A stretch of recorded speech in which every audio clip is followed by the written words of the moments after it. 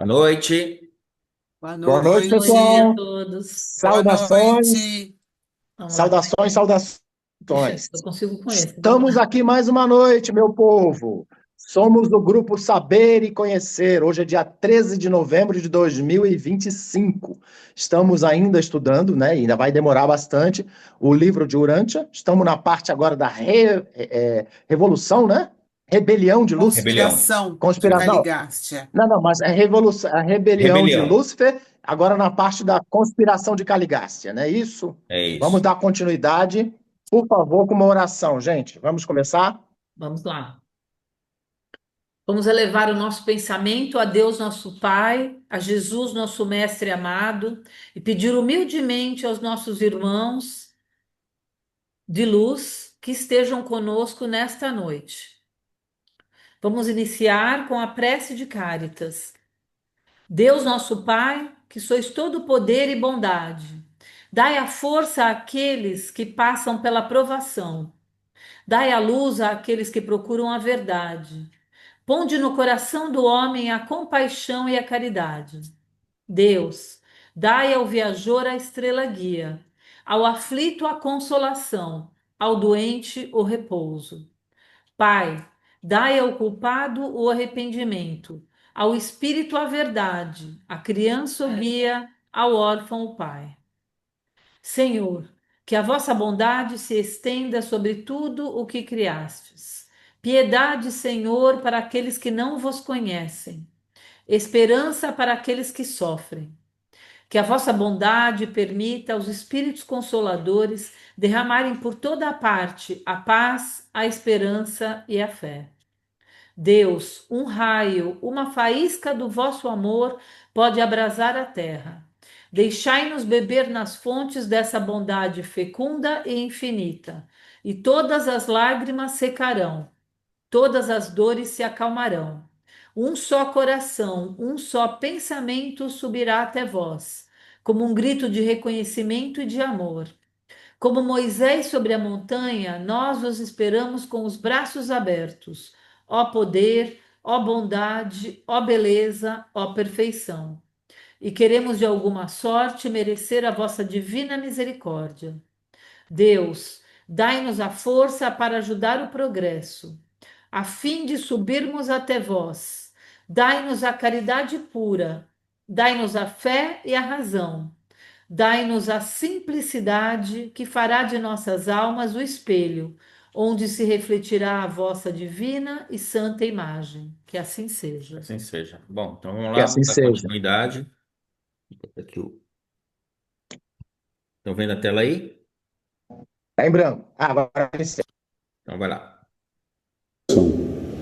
Adão e Eva também foram vítimas da rebelião. Adão e Eva chegaram em Urântia, nosso planeta, há 39 mil anos aproximadamente. 460 mil anos depois do príncipe e 160 mil anos depois da rebelião planetária. Adão e Eva, das tarefas dentro da missão deles é unificar a religião dos povos, que o príncipe planetário, num mundo normal, teria começado lá atrás. Depois de 460 mil anos depois, já estaria o mundo, toda a população, apta a ter uma religião unificada, começar a unificar as religiões. Então, o que aconteceu? A conspiração de Caligástia. Caligástia fazia visitas frequentes ao Jardim do Éden e manteve várias conversas com Adão e com Eva. Mas eles mostraram-se intransigentes diante de todas as suas sugestões de ajustes e tentativas de atalho. Caligástia tentou trazer os dois para a rebelião também. Era interessante, ele como o deus de Urântia e tendo os elevadores biológicos do lado dele, nossa, ele ia fazer muito mais ainda. E ia ganhar força também, perante os seres humanos, nós mortais também, que eles eram visíveis, mas eles resistiram. Caligástia era ainda o príncipe planetário titular de Urântia, um filho desviado, entretanto ainda elevado no universo local. Em termos de escala e de status, Caligástia estava acima de Adão e Eva. Ele não foi deposto definitivamente da sua posição de príncipe planetário, senão na época de Cristo, Micael e Urântia. Finalmente, Caligácia desistiu de persuadir Adão e decidiu tentar um ardiloso ataque em flanco contra Eva. E assim foram urdidos planos para que a mãe da raça violeta caísse na cilada. A missão dos filhos materiais do mundo jovem é também a de elevadores biológicos. Eles não procriam diretamente com as raças nativas, eles devem multiplicar-se até criarem uma raça numerosa de descendentes diretos, formando a raça violeta. Quando seu número chega a aproximadamente 1 milhão, é que seus descendentes começam a procriar com seres humanos. Então Adão e Eva não procriavam direto com seres humanos. Eles tinham que criar todo um escopo da raça violeta para isso começar a ser feito. A tentação de Eva. Serapatate era um humano, um líder das tribos noditas ocidentais e era um dos mais capazes e eficientes colaboradores de Adão em volta do jardim. Ele era totalmente honesto e completamente sincero em todas as suas atividades. Nunca percebeu, nem mesmo mais tarde, que estava sendo usado pelo astuto Caligácia como uma arma circunstancial. Um dia, durante uma conversa com Eva, ocorreu a Serapatate a influência de Caligácia. Ocorreu na mente de Serapatate que seria de muita ajuda enquanto esperavam pelo recrutamento de um grande número da raça violeta, se algo pudesse ser feito nesse meio tempo para o aprimoramento imediato, aqui pressa de novo, né, impaciência de novo, das tribos necessitadas que permaneciam à espera. Serapatate sustentava que se os noditas, com uma raça de maior progresso e grau de cooperação, pudesse ter um líder nascido deles, com origem parcial de sangue violeta, isso iria constituir um vínculo poderoso que uniria esses povos, os humanos ali em volta, mais estreitamente ao jardim. Ele queria desde já misturar o sangue violeta com seres humanos. Foi a ideia brilhante que ele teve. Por mais de 5 anos, esses planos amadureceram secretamente entre Serapatate e Eva. Afinal, desenvolveram-se até um ponto em que Eva consentiu em ter um encontro secreto com Cano. É verdade. A mente mais brilhante e o mais ativo líder da colônia vizinha dos noditas amistosos. E Cano também acreditava profundamente na retidão do projeto de Serapatate. Eva havia consentido em participar da prática do bem e do mal. O bem é o cumprimento dos planos divinos.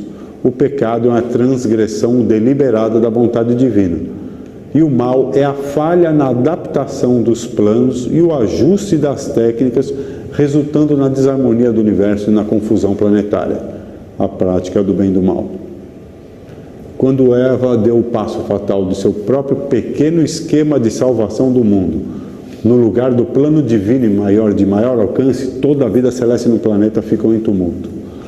Adão, ao saber do fracasso da missão a eles conferida, procurou Laota, a brilhante mulher nodita que dirigia as escolas ocidentais do jardim, e com premeditação cometeu a mesma loucura que Eva. Mas veja que interessante, não entendais mal, Adão não foi seduzido, ele sabia exatamente o que fazia. Deliberadamente ele escolheu compartilhar do destino de Eva. Ele amava sua companheira com uma afeição supramortal. E o pensamento da possibilidade de uma vigília solitária em Urântia sem ela era muito mais do que ele poderia suportar. É uma história dramática, comovente, é um erro também. Mas no caso aqui foi um erro por amor. Não ia suportar viver sem ela. E os dois, depois que fez isso, o seu status foi rebaixado, os dois viraram mortais. Caligácia teve êxito na armadilha feita para Adão e Eva. Eles falharam na missão, mas não realizou seu propósito de levá-los à rebelião aberta contra o governo do universo. Eles haviam feito algo de mal. No entanto, eles jamais foram culpados de desrespeito à verdade, nem de se alistarem conscientemente na rebelião contra o governo do Pai Universal e do Filho Criador. Adão e Eva caíram do seu elevado estado de filiação para o de seres mortais. Fracassaram na sua missão como governantes permanentes do planeta e contribuíram apenas parcialmente com a elevação racial, mas muito pouco para a elevação cultural, religiosa e espiritual. Eva morreu com 518 anos e Adão com 530, 12 anos depois. A gente já pula para Cristo, Micael e Urântia. Durante quase 200 mil anos foi permitido que Lúcifer e Satã perambulassem pelo sistema. Entretanto, não conseguiram mais enganar nenhum outro príncipe. Quando os príncipes planetários se reuniam em Jerusalém, Satã juntava-se a eles, reivindicando ser representante dos mundos isolados. Era uma afronta que ele fazia. Quando Micael esteve encarnado em Urântia, Satã, representando Lúcifer e Caligaça, vieram pessoalmente tentar persuadi-lo a aderir à rebelião, mas falharam. A tentação, como descrita na Bíblia. Antes de partir desse mundo, Micael ofereceu misericórdia aos dois, mas eles desdenharam da afetuosa oferta. Milhares de serafins e filhos materiais aceitaram a misericórdia como do Filho Criador e foram reabilitados, nessa época que ele estava encarnado como Jesus. Na época da ressurreição de Jesus, Lúcifer foi aprisionado no satélite número 1, numa das esferas de transição de Jerusalém, e aguarda seu veredito dos tribunais de Uversa, capital do superuniverso. Entretanto, Satã foi permitido fazer visitas periódicas aos príncipes planetários isolados, até 1935, mais ou menos. Satã estava por aqui. Na época da apresentação dos documentos de Urântia, aconteceu a primeira das audiências do caso Gabriel versus Lúcifer, e Satã está agora incondicionalmente detido nos mundos de prisão de Jerusalém. E a quarentena sistêmica e planetária continuará enquanto Lúcifer estiver vivo. A princípio, o balanço da rebelião. A princípio, o levante de Lúcifer pareceu constituir uma calamidade sem atenuantes para o sistema e mesmo para o universo. Gradualmente, os benefícios começaram a acumular-se. Com o decorrer de 25 mil anos do tempo do sistema, 20 mil anos do tempo de Urântia, os Melquisedeques começaram a ensinar que o bem resultante chegava a igualar o mal incorrido. Os Melquisedeques ensinam agora que o bem que resulta da rebelião de Satânia é mais do que 1000 vezes a soma de todo o mal. A demora da justiça, a misericórdia. O fato em si de que uma criatura que pratica o mal possa verdadeiramente escolher cometer o erro, cometer o pecado, estabelece a realidade do livre-arbítrio e justifica plenamente os atrasos de qualquer duração na execução da justiça, posto que a extensão da misericórdia pode conduzir ao arrependimento e à reabilitação. A maior parte das liberdades buscadas por Lúcifer, ele já as tinha. Outras estavam para recebê-las no futuro. Todos esses dons preciosos foram perdidos quando ele cedeu à impaciência e quando se rendeu ao desejo de possuir imediatamente o que desejava possuir já, e possuir desafiando toda a obrigação de respeitar os direitos e as liberdades de todos os outros seres que compõem o universo dos universos. As obrigações éticas são inatas, divinas e universais.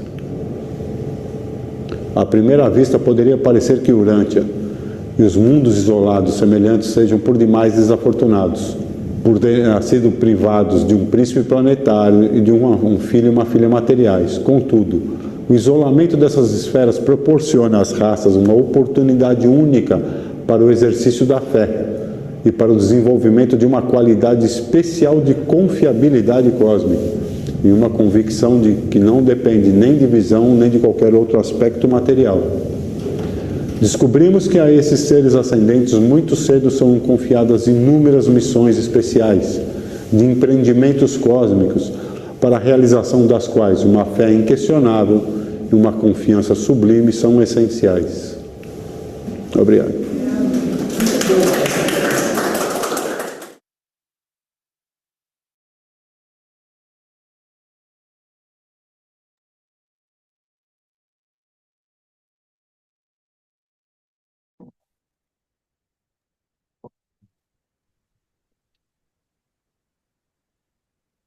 Olá, tudo bem? Boa noite. Hoje nosso tema vai ser um tema talvez eu penso que o tema de Adão e Eva seja uma das maiores fantasias que tem no planeta em relação ao que é a realidade e aquilo que foi pregado para nós como o que significa o Adão e a Eva e efetivamente o que eles vieram fazer no planeta.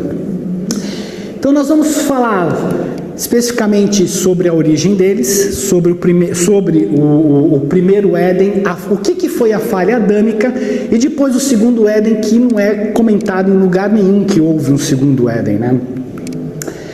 Mas antes de começar, é bom a gente ter uma advertência que essas apresentações, os conteúdos todos que são feitos em todas as palestras de Urântia, obviamente são uma interpretação de cada um, daquele que se dispõe a apresentar. E assim, cada ser humano que lê o livro de Urântia também é uma interpretação própria. O documento está lá, cada um vai interpretar de acordo com aquilo que tem em seu interior. E, basicamente, no caso de Adão e Eva, a gente escreve aqui que para aprofundar-se no tema, caso tenha interesse, leia o livro de Urântia. Eu acho extremamente interessante ler a história de Adão e Eva. Porque isso daqui a gente não vai discutir os seres divinos, a gente não vai discutir o que é o universo, mas Adão e Eva praticamente dentro do livro é uma história mesmo. Então hoje nós estamos na nossa 7ª palestra, tá? A próxima palestra, que vai ser o ser humano, a mente, alma e espírito, vai ser no 27 de novembro, vai ser feita pelo Caio.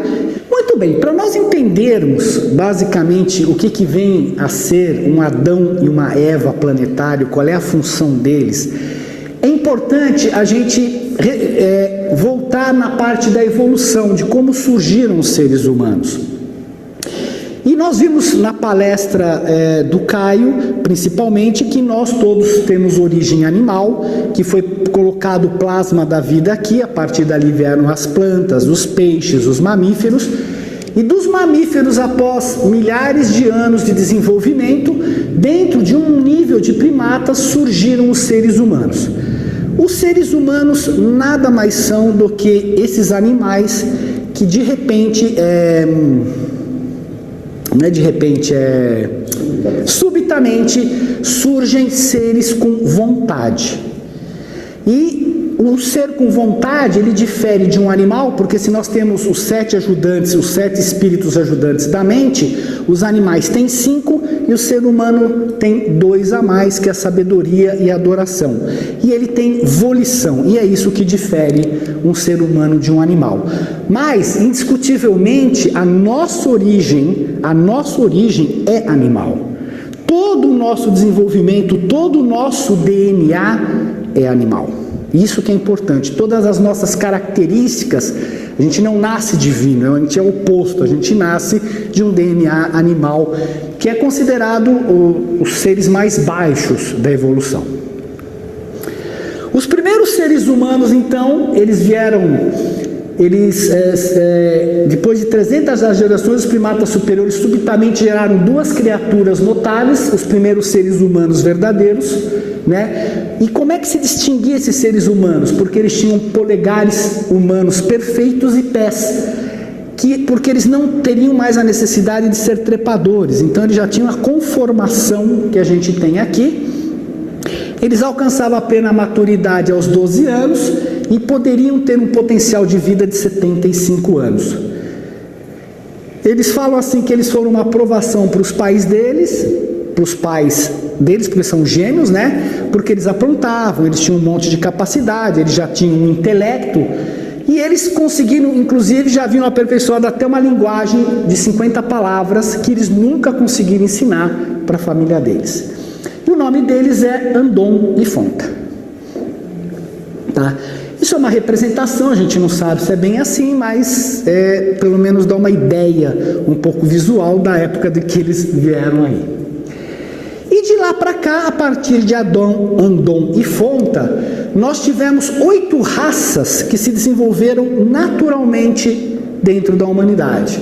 que foi primeiro a raça andônica, que foram os fundadores, veio a segunda raça, foi a raça vermelha, veio a raça laranja, a raça amarela, a raça verde, a raça azul, que deu origem principalmente à branca, a raça índigo, os noditas, e a última raça, ela vem por uma razão extremamente específica, que é fazer o quê? Elevar tudo a outro patamar, essas 8 raças de desenvolvimento natural que tem no planeta. Então, como é que foi?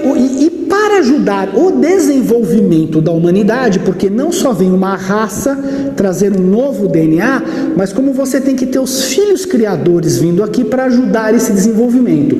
E nós já fomos visitados por 4 ordens de filiação. A primeira foi o príncipe planetário Caligasta. A segunda foram os filhos materiais, chamados Adão e Eva. Terceiro foi o Maquiventa Melquisedeque, conhecido como Sábio de Salém. E a quarta foi o Cristo Micael, que veio como filho do paraíso em auto-outorgado. Hoje o nosso foco vai ser nos filhos materiais, Adão e Eva. Perfeito? Muito bem. Quem são as ordens dos filhos materiais? O filho criador de si mesmo cria os belos e magníficos filhos e filhas da ordem material de filiação do universo. Quer dizer, eles têm origem no próprio filho criador. Essa é a origem dos Adãos e Evas originais de cada sistema local de Nébadon. Eles são uma ordem reprodutora de filiação, sendo criados masculinos e femininos. Por sinal, eles são a única ordem reprodutora que existe fora dos seres humanos que se reproduzem sexualmente. Os da sua progênie funcionam como cidadãos relativamente permanentes da capital de um sistema, que no nosso caso é Edentia, embora alguns deles recebam a missão de servir como Adãos planetário. Então, não necessariamente todos os filhos materiais serão Adão e Eva planetários, mas eles têm uma função no universo. Se a gente olhar a origem dele, nós temos a Trindade. A Trindade cria o Filho Eterno com o Pai Universal, criam os filhos criadores Micaéis. Esses filhos criadores Micaéis, que são o padrão de um filho Micael, que é um criador de universo, projeta os seres nos filhos criadores que trabalham dentro do superuniverso, e ele, somente ele, cria a ordem dos filhos materiais. Então, para cada universo que ele cria, ele vai gerar filhos materiais relativos àquela energia daquele universo que ele criou. Qual é a constituição de um Adão e de uma Eva? A altura varia de 2,5 metros a 3 metros. Aí você lê naqueles livros que os deuses eram gigantes e tem um monte de coisa, né? Os corpos brilham com um halo de luz radiante de tonalidade violeta. E daqui que surgiu aquele mito de que os santos têm aquela auréola na cabeça. Porque eles usavam roupas e só ficava a cabeça iluminada. Sangue. Embora o sangue material circule em seus corpos, eles também são sobrecarregados de energia divina e luz celeste. Quer dizer, eles realmente fazem uma conexão entre o céu e a terra. Eles têm o sangue material, mas eles também estão sobrecarregados dessa energia divina. Natureza. Eles são iguais um ao outro. Eles diferem apenas quimicamente pela característica reprodutiva. São projetados para servir aos pares em quase todos os seus compromissos. Eles não têm ajustador de pensamento enquanto eles vivem na capital do sistema, então eles são seres de origem divina, não têm ajustador, mas conforme eles vão vivendo nos universos e vão tendo experiências e vão cumprindo essas experiências, eles mais tarde recebem um ajustador e aí eles entram na carreira ascensional do ser humano que nem nós, até chegar diante do paraíso. Então não é apenas os seres, nós como seres de origem animal, que temos a capacidade ascensional de chegar até o paraíso. O Adão e Eva também é uma das correntes que pode chegar até lá e que recebe ajustador do pensamento. Função. Eles são um elo de conexão entre o mundo espiritual e o mundo físico, óbvio. São criados lá, eles vêm fazer isso. E moradia, eles concentram-se nas sedes centrais do sistema, onde se reproduzem e conduzem a vida como cidadãos materiais do reino. Numa missão planetária, o filho e a filha materiais ficam incumbidos da missão de fundar a raça adâmica. de tal mundo, uma raça destinada finalmente a se miscigenar com os habitantes mortais da esfera, funcionando como elevadores biológicos daquele planeta. Então eles trazem este DNA, este sangue chamado violeta, se misturam com os pessoal aqui da esfera e elevam até o máximo potencial.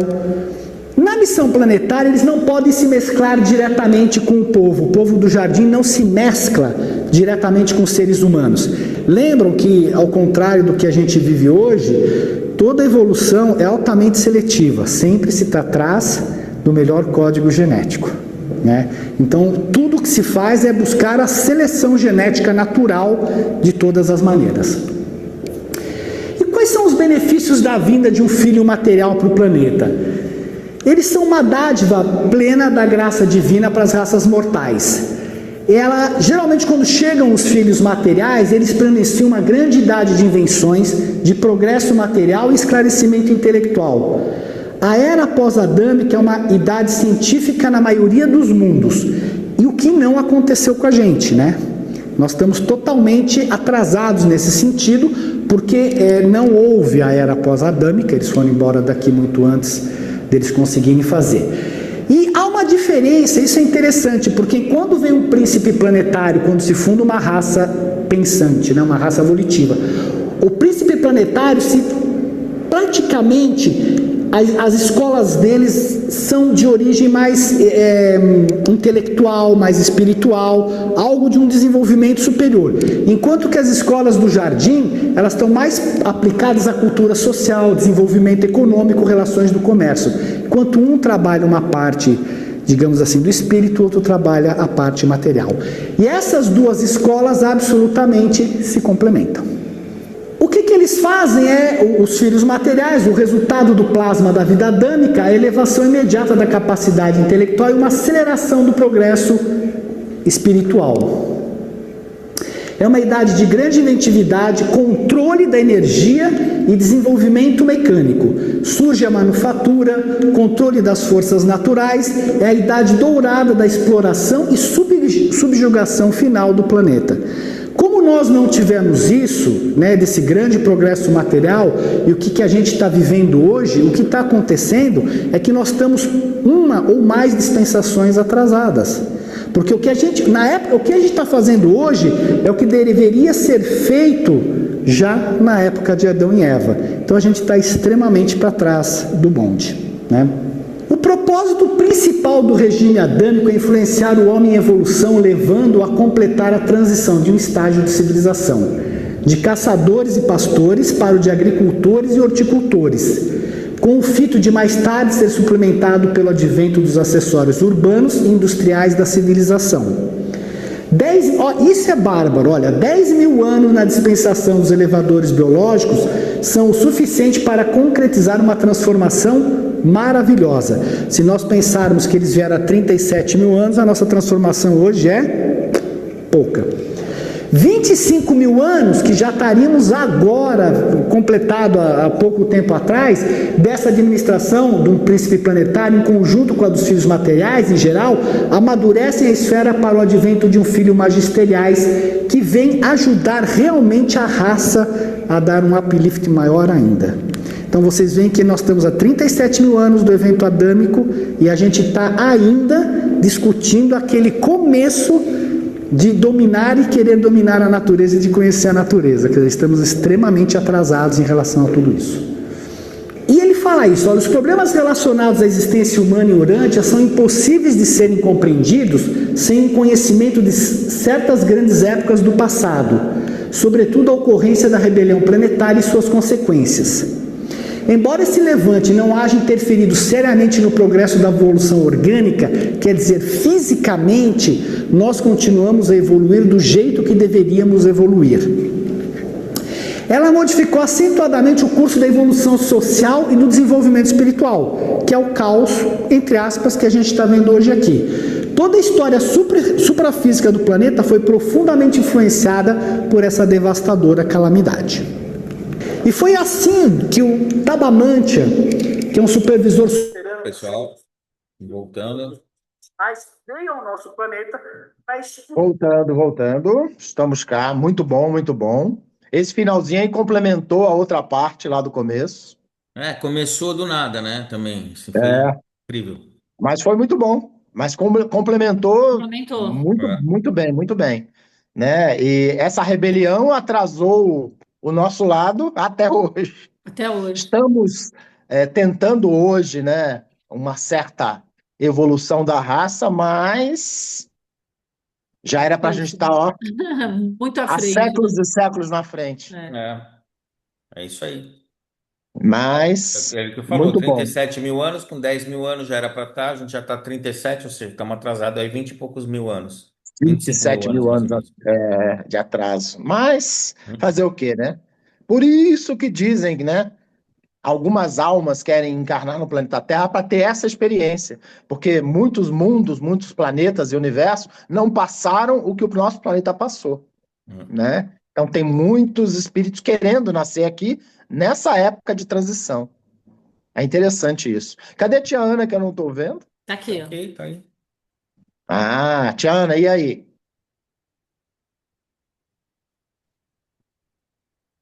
Tá muda.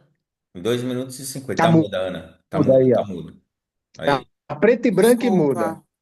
Oi, oi, estão me ouvindo? tamo Estamos bem. Agora sim. melhorou. Estamos sim. Melhorou, tô ouvindo. Então, aquele pedacinho que ficou da Revolução de Caligástia foi uma abertura, né, para Sim, falar sobre Adão e Adão e Eva. Eva. É. Adão e Eva.